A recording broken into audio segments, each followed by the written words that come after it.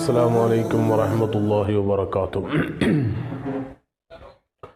الحمد لله رب العالمين، الصلاة والسلام على أشرف المخلوقين وعلى آله وصحبه أجمعين. أما بعد. അല്ലാഹു സുബ്ഹാനഹു വ തആല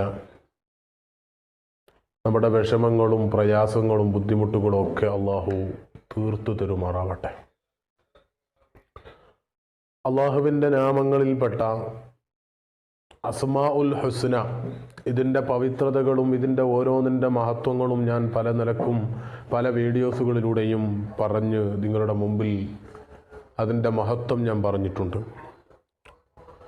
അഷൈഖ് സ്വാലിഹുൽ ജഅഫരി റളിയല്ലാഹു അൻഹു പറയുന്നതായിട്ട് കാണാം, അള്ളാഹുവിൻ്റെ വിശുദ്ധ നാമങ്ങളിൽ ഓരോന്നിനും അതിൻ്റേതായ പ്രത്യേകതകളും മഹത്വങ്ങളുമുണ്ട്. ഏത് നാമമാണോ കൂടുതലായി ഒരാൾ പതിവാക്കുന്നത് അതിൻ്റെ സ്വാധീനം അവനിൽ കാണുക തന്നെ ചെയ്യും എന്ന് മഹാനവർകൾ സ്വാലിഹുൽ ജഅഫരി തങ്ങൾ പറയാം. അസ്മാഉൽ ഹുസ്ന അത് പതിവാക്കുന്നത് ഏത് നാമമാണോ, അതിന് ഏത് ഉദ്ദേശമാണോ മനസ്സിൽ വെച്ചുകൊണ്ട് ആ നാമം അതിൻ്റേതായ ഫലം, അതിൻ്റെ ഗുണം അവനിൽ കാണുക തന്നെ ചെയ്യും. അതിൽ യാതൊരു സംശയവും ഇല്ല.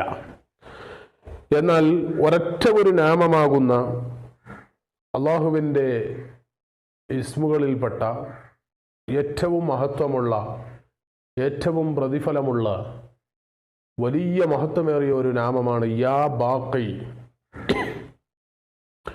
എന്നെന്നും ശേഷിക്കുന്നവൻ, നിലനിൽക്കുന്നവൻ എന്നാണ് അതിൻ്റെ അർത്ഥം.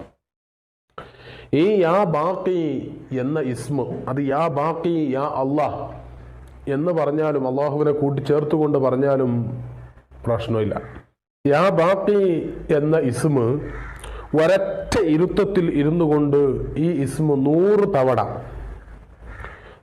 തവണ ഈ ഇസ്മ യാ ബാഖി യാ അല്ലാഹ് അല്ലെങ്കിൽ യാ ബാഖി എന്ന് ഒരു ഇരുത്തത്തിലിരുന്നു കൊണ്ട്, വേറെ സമയത്തെടുത്ത് പോകാൻ പാടില്ല, അവിടെ ഇരുന്ന് അതേ ഇരുത്തത്തിലിരുന്നു കൊണ്ട് തന്നെ 100 തവണ ഈ ഇസ്മ ചൊന്നാൽ, ഈ ഇസ്മ പറഞ്ഞാൽ, ഈ ഇസ്മ പറഞ്ഞുകൊണ്ട് അവിടെ ഇരുന്നു കൊണ്ട് അവന് പ്രാർത്ഥിക്കണം. അവൻ്റെ ഉദ്ദേശം എന്താണോ അത് പറഞ്ഞുകൊണ്ട് അവന് പ്രാർത്ഥിച്ചാൽ അവൻ്റെ വിഷമങ്ങൾ മാറാൻ, അവൻ്റെ രോഗങ്ങൾ സുഖപ്പെടാൻ, ഉദ്ദേശങ്ങൾ പൂർത്തിയാവാൻ, വിപത്തുകളിൽ നിന്ന്, ആപത്തുകളിൽ നിന്ന് രക്ഷപ്പെടാൻ ഒക്കെ കാരണമായി തീരും. ഈ ഇസ്മ വലിയ മഹത്വമുള്ള ഇസ്മാണ്, വലിയ പവറുള്ള ഇസ്മാണ്.